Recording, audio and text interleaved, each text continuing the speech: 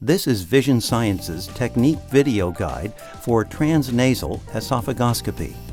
The following terms are used in this instructional video.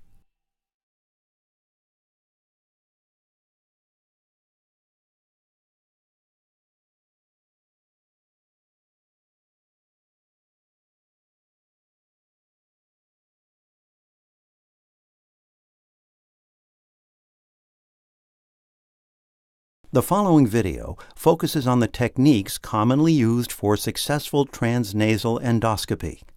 Transnasal esophagoscopy is currently being performed in multiple specialties in both clinical and office environments.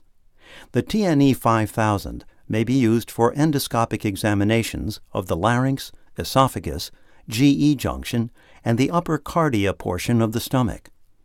Proper instrument preparation and scope handling are key elements to the success of this procedure.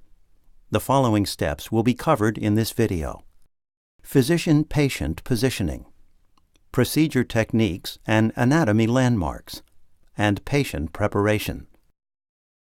Patient preparation. Patients are typically advised to have nothing to eat for 2 to 3 hours prior to the procedure. The following are some commonly used techniques used to decongest and numb the nose prior to the procedure. Failure to correctly prepare the nose can result in patient discomfort. Patient's nasal preparation typically consists of a 4% Afrin lidocaine mixture used in either a standard spray bottle or atomizer. The patient's nose should be sprayed at least 10 to 15 minutes before the procedure. After spraying the nose, identify the preferred nostril. Typically, the best nostril to use would be the one that is clear and quiet when the patient breathes through it. Physician-patient positioning. Improper positioning may lead to patient discomfort and difficulty passing the endoscope. Typically, the patient is sitting upright with his or her chin forward. The patient may want to place their hands on their knees to help maintain positioning. The physician will typically stand with the monitor to the left and the patient to the right. The endoscope is typically held in the left hand to assure easy access to the biopsy port and simplified positioning for the physician. Procedure technique.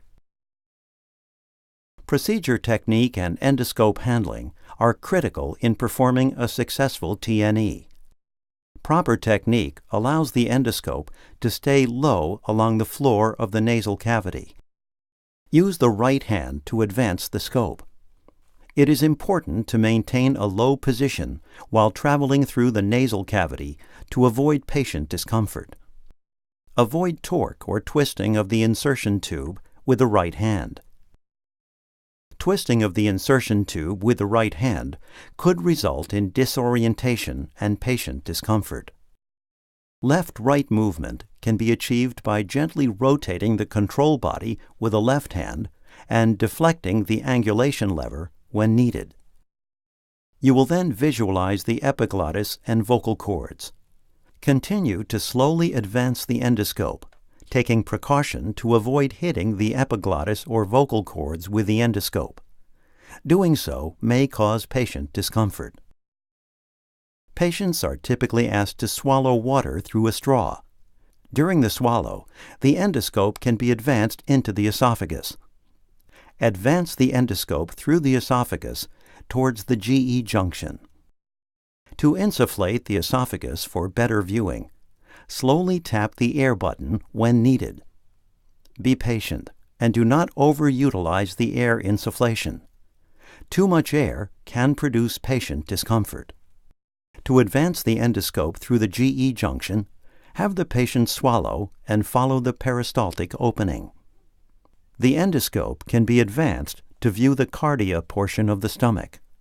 Use the down deflection to view a retroflexed view of the GE junction. When the exam is complete, slowly but steadily withdraw the scope from the patient. During removal, ensure the endoscope does not come in contact with the vocal cords or epiglottis and does not rest on the cricoid pharynx area.